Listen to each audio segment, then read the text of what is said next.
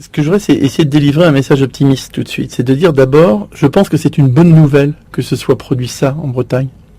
Puis ça montre qu'il y a de l'énergie en France, qu'il y a la capacité à réagir. Moi, je passe mon temps, à titre privé, depuis plus de 10 ans, je passe 1 mois et demi par an, grosso modo, à me perdre en Asie, à voyager comme ça, en jean t-shirt, et à voir ce qui s'y passe.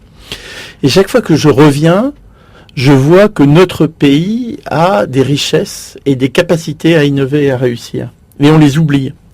La force de la France et de l'Europe, c'est notre multiculturalisme.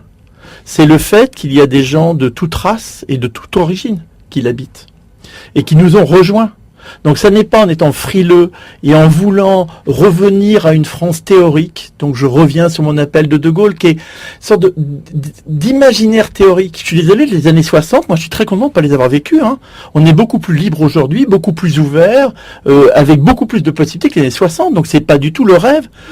Qu'est-ce que c'était que cette vie? Quand vous nous parlez du multiculturalisme, quoi, c'est la Bretagne, les Basques, les Corses? Non. Ce que je veux dire, c'est que vous prenez n'importe quelle ville maintenant en France, vous croisez des gens qui viennent de tous les continents, qui viennent des continents africains, nord-africains, de l'Afrique noire, qui viennent de l'Amérique du Sud, qui viennent de pays nombreux d'Asie.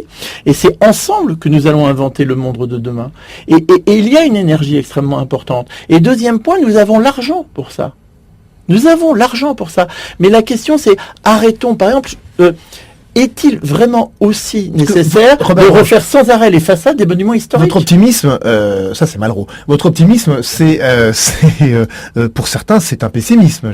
La France multiraciale, multicolore, et puis la richesse. Certains disent, l'un et l'autre, on les a pas ou on les a trop. C'est un principe de réalité.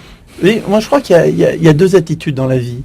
Il y a ceux qui se lèvent le matin en ayant rêvé le présent. Et en ayant une vision imaginaire du monde, ils seront toujours malheureux. Et il y a les autres, qui sont des pragmatiques et qui regardent la réalité et qui se disent, à partir de ce réel, qu'est-ce que je peux construire? Mais nous ne ferons pas le retour en arrière. Je suis convaincu que c'est le meilleur qui sortira de cela.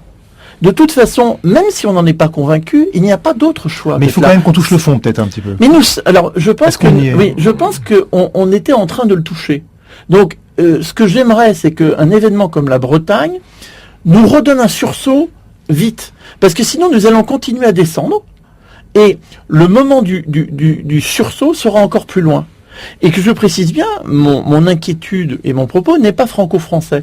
Je vois les mêmes choses dans tous les pays d'Europe.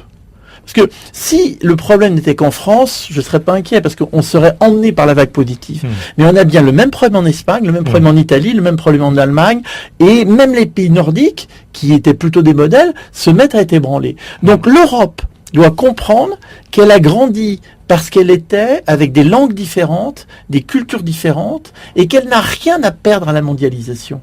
Elle a tout à gagner, elle en est à l'origine. Et à sa propre structuration politique. Alors, l'urgence et la structuration politique. Alors, de ce point de vue, je pense que l'élargissement de l'Europe, de mon point de vue, a été une erreur, parce qu'elle n'a pas permis de densifier le cœur de l'Europe.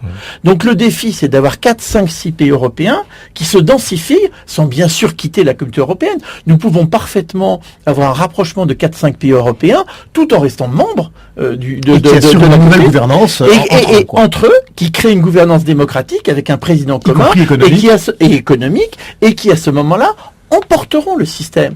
Donc le défi, c'est d'avoir un nouveau dirigeant français qui viennent en se faisant élire en disant 1. La mondialisation est une bonne nouvelle, 2. Le multiculturalisme est notre chance, 3. Notre défi est de nous fondre avec les pays voisins dans des structures démocratiques, et 4. C'est de faire partager les richesses. Et donc, par exemple, je pense qu'il faut, je vais peut-être faire hurler beaucoup de gens, supprimer les impôts locaux. Parce que c'est les impôts locaux qui construisent les injustices des communes. Il vaudrait beaucoup mieux répartir au niveau des communes en fonction du nombre d'habitants.